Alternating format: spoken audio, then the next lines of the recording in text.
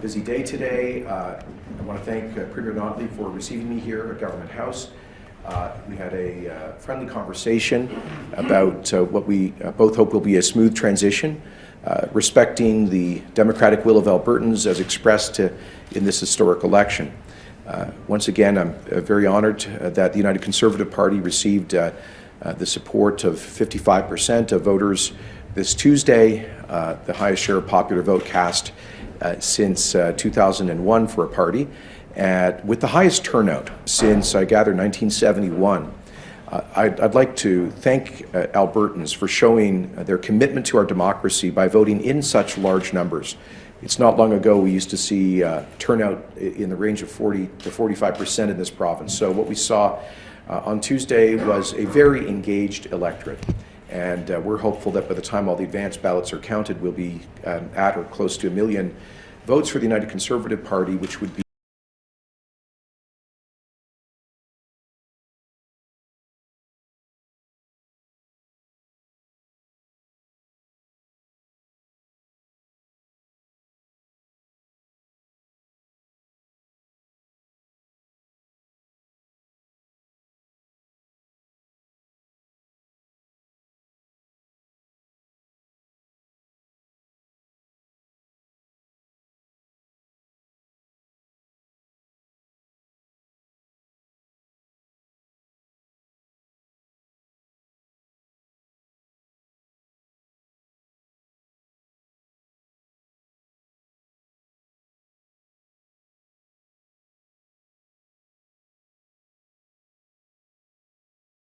receiving me here today. She's given me some very useful advice on a number of issues that we will follow up on, and we can benefit. I hope, as I said on Tuesday, that we can demonstrate a greater culture of civility and mutual respect in our politics. The election is behind us.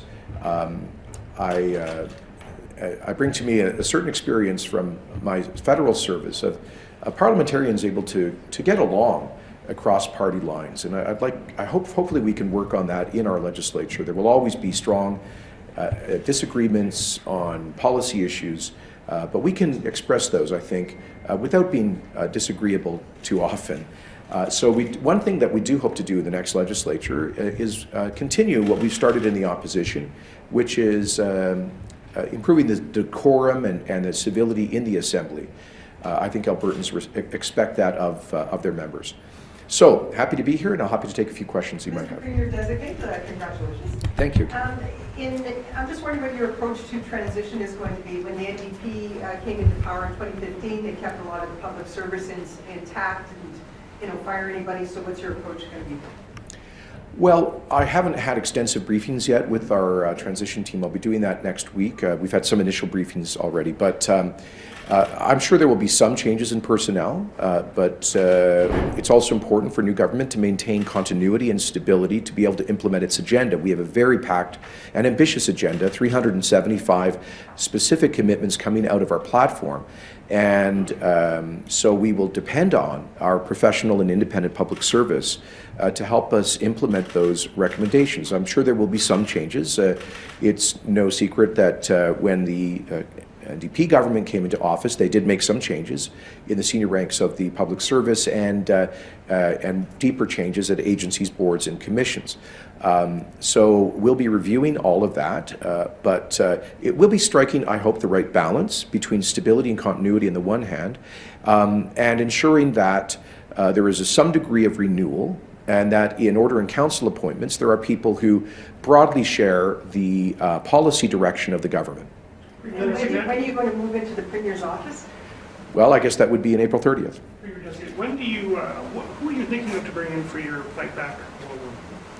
Well, I'm not going to start announcing personnel decisions yet, but I can say that we have a lot of people in mind to help with that, people with strong communications experience, and we will be situating that as a part of the Public Affairs Bureau, which is situated in the Ministry of Finance, with an initial budget of $30 million, 10 of which will be reprofiled from the current existing advertising budget. But we will probably be hiring some new people who are very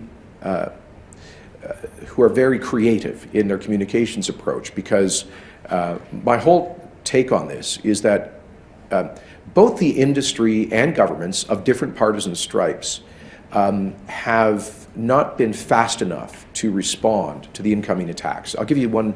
We had the example during the campaign of Mike Layton's motion in Toronto. A more recent example would be the farrago of lies included in the National Geographic story on the oil sands last week, just riddled with factual errors about Alberta's oil sands. I want a unit in the government that will be on that the moment it is published, demanding correction of the record and throwing a spotlight on what I think was in that instance irresponsible journalism. So I'm talking about a communications approach which is much faster moving, much more assertive, of course, based on the facts, but we can't, as Mark Twain said, a lie can make its way halfway around the world before the truth can strap its boots on. So we need to learn from that and move fast. So we'll be looking for people who are a little more, I would say, come from more of a private sector than a bureaucratic communications background. The federal government today announced a 1-month delay on a decision on TMX. Just get your reaction to that. The Prime Minister advised me of that when we spoke yesterday morning, and he told me that the advice from government legal counsel was that they needed an additional 2 weeks to ensure a proper completion of Aboriginal consultation on this do-over that has been ordered by the federal court. I agreed with the Prime Minister that they need to make sure that they cross every T and dot every I when it comes to discharging the federal government's duty to consult. We certainly don't want them having to go back to the drawing board a third time on this. And we will continue on our part to build an alliance across the country that supports TMX and other pipelines. We will continue to communicate the urgency of this to all Canadians. Okay, thank you very much, guys. Thank you. Oui. Je suis très heureux d'être, excusez-moi, je suis heureux que le Premier ministre m'a accueilli. I'm going to try that a third time, I'm sorry. You know what, I still haven't caught up on my sleep from the campaign. J'apprécie le Premier ministre d'avoir me rencontré aujourd'hui. Son gouvernement nous aide avec la transition envers une nouvelle administration qui prendra place le 30 avril. Alors, j'ai eu une discussion fructueuse avec la Première ministre Notley ce matin. Elle me donnait de conseils très utiles. Et j'ai hâte à travailler avec elle et son bureau pour une transition du pouvoir efficace et respectueux de la décision démocratique qui a été prise par les Albertains cette semaine. Merci. Et peut-être juste sur Trans Mountain, la réaction sur Trans Mountain qui est retardée. Oui, le Premier ministre Trudeau m'a dit hier qu'il y aura un délai de 2 semaines pour que le gouvernement fédéral puisse s'assurer les consultations avec les Autochtones et les communautés des Autochtones au Colombie-Britannique. Je sais que c'est très important que le fédéral fait ces consultations de façon correcte, mais nous allons continuer à communiquer auprès des Canadiens et les autres gouvernements provinciaux l'importance à construire ce pipeline et d'obtenir accès aux marchés internationaux pour l'énergie canadienne. Merci beaucoup.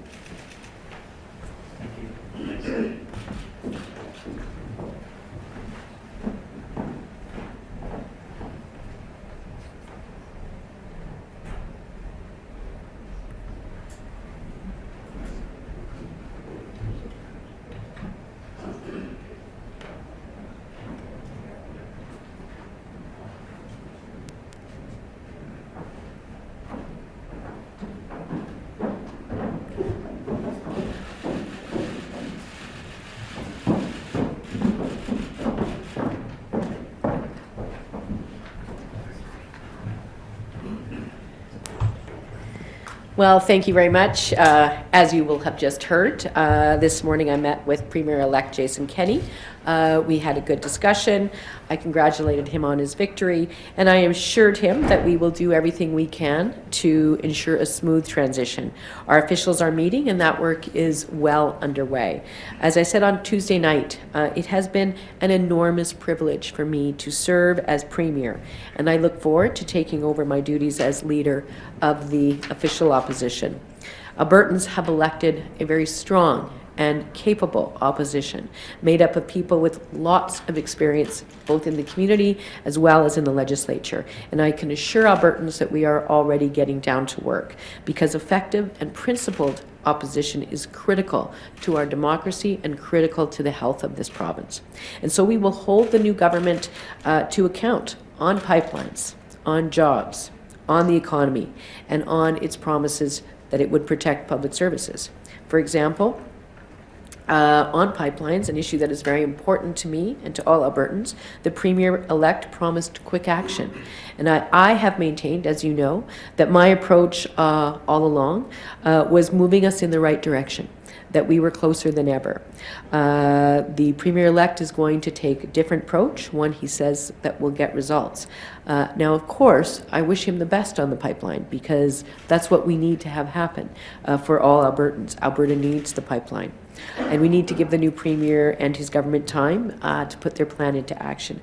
But I must say that I will be watching very closely, because it's very important to me and to all Albertans that we maintain support among Canadians for the pipeline, and that we do not allow that to go backwards.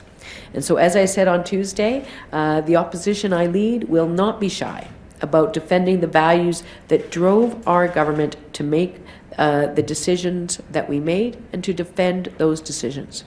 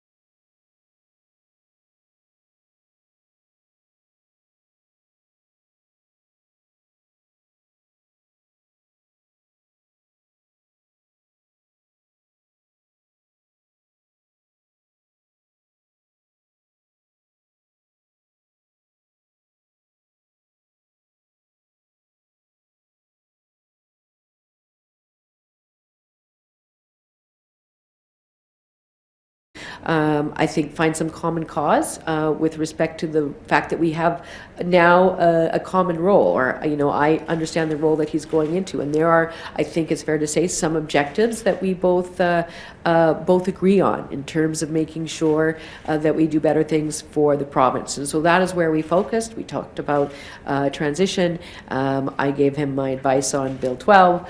And we talked about the Made in Alberta program and the opportunities that are there. As you know, we rolled out about a third of the original Made in Alberta program, and then we proposed to Albertans an opportunity to double it to $7 billion. And so I talked to him about the many projects that are actually in the queue that we've done a good deal of work on that will benefit Albertans, benefit our energy industry, get people back to work. And so we spent some time, and I urged him to seek out that information from public officials. And what do you think about the federal government delaying a cabinet decision on the Trans Mountain pipeline by a couple of years? Well, yeah, I mean, obviously that's disappointing. We know, as I've said all along, that they need to do their homework on the consultation and the accommodation to make sure that the decision that they ultimately make, presuming that it is one in favor of the pipeline, withstands any further legal challenges. So if they need to do that for that reason, that's good. I will say, I mean, it's been about 36 hours since Mr. Kenney's been elected. We've seen Quebec double down on their opposition to Energy East. We've seen BC double down on their support for Bill C-48, and now we have a delay with the pipeline. For other reasons, of course, but I think what it does demonstrate is that it's not as simple as having press conferences and expressing people's outrage over and over. This is a complicated country. It involves considered diplomacy and strategic pressure in a thoughtful way. And so it's not just diplomacy, sometimes pressure and more overt campaigning is necessary, and sometimes diplomacy is necessary. And it is complicated because there's a lot of different players. And so I wish Mr. Kenney luck on that, because it's what Albertans need. But we will be keeping a close eye to making sure that he engages in that considered diplomacy / strategic pressure for the benefit of the pipeline, not grandstanding for the benefit of political outcomes. We'll take 2 more questions, guys, and then we're going to wrap up. Given any thought yet to your critic roles in this, you're going to be in the unusual position of having maybe a dozen cabinet ministers facing off against the new government. Yeah. Does it make sense to, for example, have your health minister become the health critic and the education minister the education critic and so on? Well, you know, that's a really good question, and we've been having that conversation, and I've already been talking with some of my caucus members about their views on that, and there's 2 different schools of thought, and depending very much on the minister in question, the new minister in question, and the critic in question, that may or may not be the right thing. In some ways it could work, in other ways not. So we'll see. What I do know is that I'm very encouraged. What I know this time, which is a little bit different in 2015, is I have an incredibly seasoned caucus who are very well informed about all of the issues, not only those who were in cabinet, but those who were not in cabinet. There's some very talented people in our caucus, and I very much look forward to leading them into the legislature, and I have a great deal of confidence in the quality of work that they're going to be able to do on behalf of Albertans. I think we're going to see a very robust, considered, well-informed debate in our legislature. We'll take Dean. Ottawa officially approved Trans Mountain kind of in exchange for the emissions cap you put in, among other things.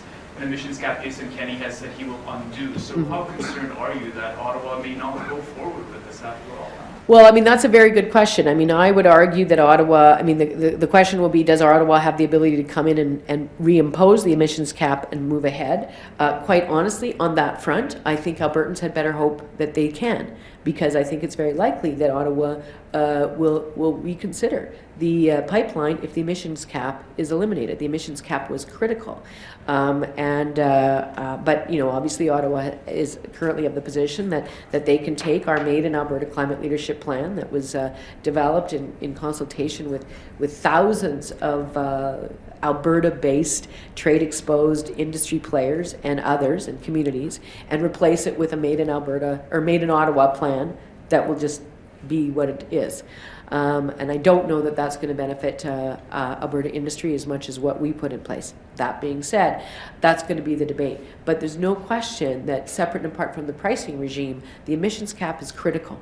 And I think this is exactly the kind of thing that we do not need to be lifting and putting the pipeline into jeopardy over.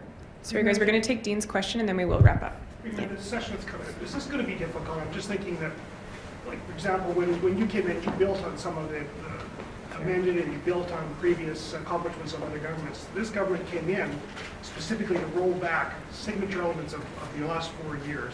Is that going to make is that a little personal? Is it going to be difficult to sit across and watch you basically take a big eraser to the last 4 years? You know, I don't know. I think I mean, we'll see. There are a number of things that we did that, quite honestly, I would be surprised if they undid them solely for the political inadvisability of it, quite honestly. Obviously, the Climate Leadership Plan is not one of those things, and that will be frustrating to me because I think that Alberta has been leading. I think Alberta is leading, and I think that that we are well positioned to attract the kind of innovative economic development that comes when you are in the leading position that we have been on with respect to climate leadership, and that is an especially proud accomplishment when we have an economy that is so tied to energy. And so that will be frustrating to me if we see that, because I think our children deserve us or deserve for us to be better and to do better. Other pieces, we'll see. I mean, what we did when we came in was we spent a lot of time doing things that had been ignored by the Conservatives for decades, things where we were way behind the rest of the country. And I think and so we were very focused on that. And if Mr. Kenney's plan is to simply go backwards, well, then that will be the conversation that we have, whether, going backwards for the sake of nostalgia is an economic plan, or whether actually positioning ourselves for the future and supporting all Albertans and young Albertans is in fact the way to go. Thanks, everyone. Thank Sorry, you. guys, we're going to wrap up.